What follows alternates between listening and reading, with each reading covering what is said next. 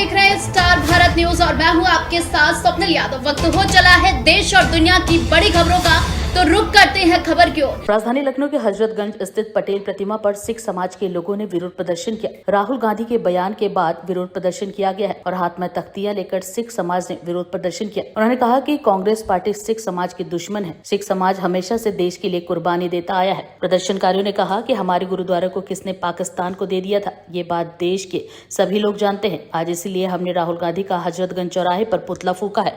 Bureau report, star Bharat news. मैं सरदार परविंदर सिंह हूँ। राहुल गांधी के आज हम लोग यहाँ पे संपूर्ण उत्तर प्रदेश के विभिन्न जिलों के सिख प्रतिनिधिगण यहाँ पर एकत्र होकर अपना रोष प्रकट कर रहे हैं। राहुल गांधी के द्वारा अमेरिका की धरती पर जिस प्रकार से देश के विरोध में वक्तव्य दिए गए हैं, संपूर्ण उत्तर प्रदेश का सिख और संपूर्ण भारत का सिख इससे अपने आप को आहत महसूस कर रहा है। हम लोग उनको निवेदन करना चाहते हैं कि ओछी राजनीति बंद करें, देश का विरोध बंद करें।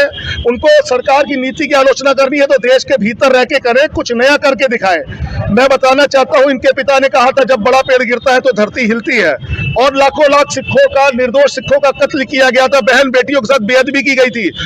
हमारे जो मेन तख्त है, हमारा अकाल तख्त, हमारा पवित्र धाम अमृतसर गुरुद्वारा, उस पर टैंक चलाया गया था, तोपें चलाई गई थी। इसी कांग्रेस सरकार ने हमको ये जो नियामतें हैं जो दी थी, और एक माननीय प्रधानमंत्री जी हमको करतारपुर कॉरिडोर की हमको जो है नियामत दे रहे हैं। माननीय योगी जी के नेतृत्व में हम लोगों ने साहिबजादा दिवस उत्तर प्रदेश से शुरू किया, संपूर्ण भारत में वीर बाल दिवस मना रहे हैं। हमें हमारे धर्म मानने की आजादी है, तो ऐसे इस प्रकार के जो नकारात्मक प्रचार कर रहे हैं और अलगाववाद की बात कर रहे हैं, इससे बाहर आना चाहिए। वो आज तक सत्ता से बाहर है, और मैं बता दूं उनके परिवार का कोई भी व्यक्ति आने वाले 20 सालों में भी सत्ता में आसीन नहीं होगा। उनके विरोध में आज हम लोग यहाँ पे धरना प्रदर्शन कर उनका पुतला दहन का कार्यक्रम यहाँ पे रखा गया। नमस्कार, आप देख रहे हैं स्टार भारत न्यूज और मैं हूं आपके साथ स्वप्निल यादव। वक्त हो चला है देश और दुनिया की बड़ी खबरों का, तो रुक करते हैं खबर की ओर। आतिशी आज मुख्यमंत्री पद की शपथ दिल्ली में लेंगे। बता दें कि आज शाम 4:30 पर आतिशी का शपथ ग्रहण होगा। आतिशी के साथ 5 कैबिनेट मंत्री भी शपथ लेंगे। गोपाल राय, कैलाश गहलोत, सौरभ भारद्वाज भी शपथ लेंगे और इसके अलावा इमरान हुसैन और मुकेश अहलावत भी शपथ लेंगे। Bureau report, star Bharat news.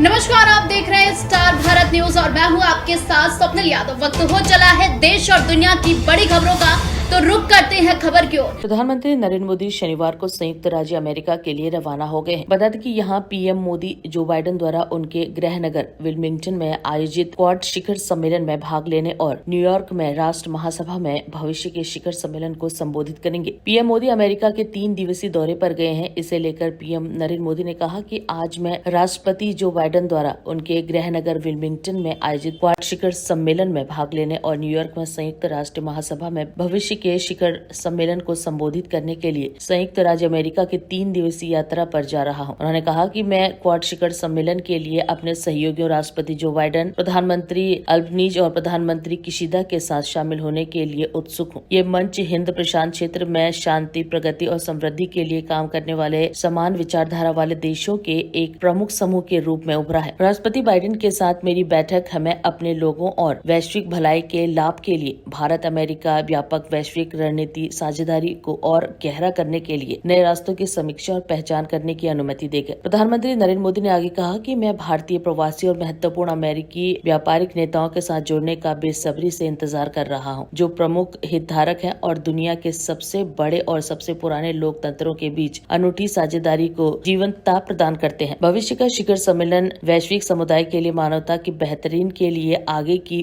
राह तैयार करने का एक अवसर है। उन्होंने कहा कि मैं मानवता के छठे हिस्से के विचारों को साझा करूंगा, क्योंकि शांतिपूर्ण और सुरक्षित भविष्य में उनकी हिस्सेदारी दुनिया में सबसे अधिक है। आपको बता दें कि इस साल क्वाड शिखर सम्मेलन का आयोजन मूल रूप से भारत में होने वाला था, लेकिन 4 नेताओं के कार्यक्रम को देखते हुए इसका आयोजन स्थल अमेरिका में स्थानांतरित कर दिया गया। White house national security council की पूर्वी एशिया और ओशिनिया की वरिष्ठ निदेशक मीरा रैप हुपर ने एक प्रेस कॉन्फ्रेंस में कहा कि इन्हीं कारणों की वजह से प्रधानमंत्री मोदी ने हमारे साथ मेजबानी के वर्षों की अदला बदली करने पर सहमति जताई है और हम उम्मीद करते हैं कि अगले साल क्वाड के सभी 4 नेता भारत में मिलेंगे। Bureau report, star Bharat news.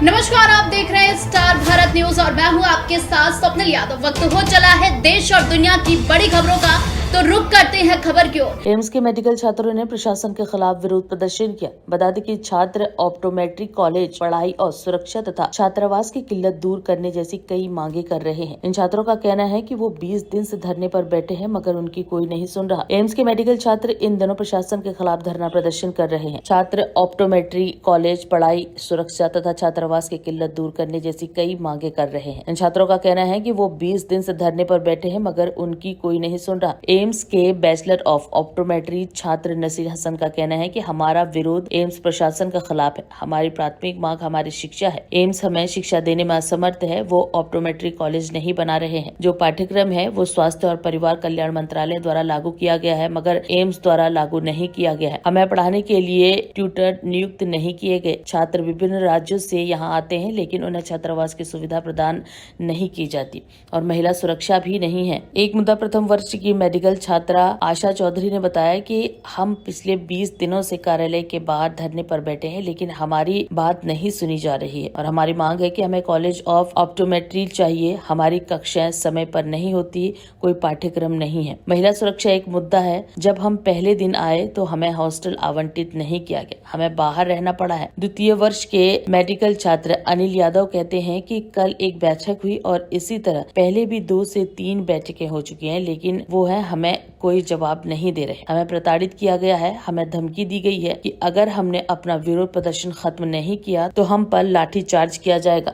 Bureau report, star Bharat news. मेरा नाम अनिल यादव है। मैं सेकेंड ईयर का छात्र हूँ और जैसा कि हम 20 दिनों से यहाँ प्रोटेस्ट पे बैठे हुए हैं, हमारी कोई बात सुनने के लिए तैयार नहीं है। जैसे आज भी मीटिंग हुई, उससे पहले 2-3 मीटिंग हो चुकी लेकिन इनका कोई रेस्पॉन्स नहीं दे रहे। हमें आज भी इतना टॉर्चर और किया गया है, रूम में बंद करके धमकियां दी जा रही है कि आप उठ जाओ प्रोटेस्ट से, तुम पे लाठी चार्ज हो जाएगा। अभी आप जाके देखिए एम्स में कम से कम 50 पुलिसकर्मी अभी भी है जो हमें उठाने के लिए तैयार है।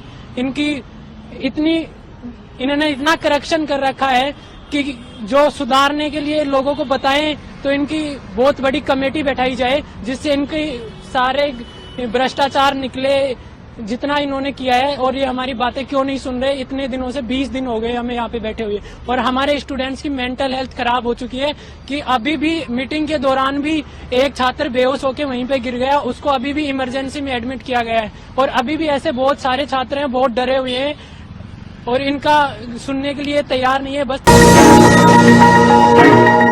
नमस्कार, आप देख रहे हैं स्टार भारत न्यूज और मैं हूं आपके साथ स्वप्निल यादव। वक्त हो चला है देश और दुनिया की बड़ी खबरों का, तो रुक करते हैं खबर की ओर। उड़ीसा के भुवनेश्वर में पुलिस के साथ दुर्व्यवहार करने के मामले में गिरफ्तार आर्मी अफसर की मंगेतर ने दावा किया है कि हिरासत में लिए जाने के बाद उनके साथ यौन उत्पीड़न हुआ। ये घटना 14 सितंबर की हुई जब महिला कुछ बदमाशों की शिकायत दर्ज कराने के लिए भरतपुर थाने में गई। महिला द्वारा आरोपों को गंभीरता को देखते हुए उड़ीसा हाई कोर्ट ने महिला को जमानत दे दी और ये घटना जैसे ही सामने आई तब से लोग भड़क गए जिससे कि चारों तरफ आक्रोश फैल गया। बता दें कि इस मामले के सबके सामने आते ही भरतपुर पुलिस स्टेशन के प्रभारी निरीक्षक समेत 5 अधिकारियों को निलंबित कर दिया गया। भुवनेश्वर में घर जा रहे आर्मी अफसर और उनकी मंगेतर का अचानक कुछ गुंडों के समूह ने पीछा किया, जिसके बाद डरे हुए कपल पुलिस स्टेशन में शिकायत दर्ज कराने पहुंचे। तभी उनके साथ पुलिस स्टेशन में मारपीट की घटना हुई और महिला के साथ यौन उत्पीड़न हुआ। महिला ने बताया कि एक इंसान महिला को सड़क पर परेशान किए जा रहा था और वो जब मदद के लिए पुलिस स्टेशन गई तो वहाँ भी उसके साथ दरिंदगी की गई। उनके हाथ पैर बांध दिए गए, उसे निर्वस्त्र कर दिया गया और उसके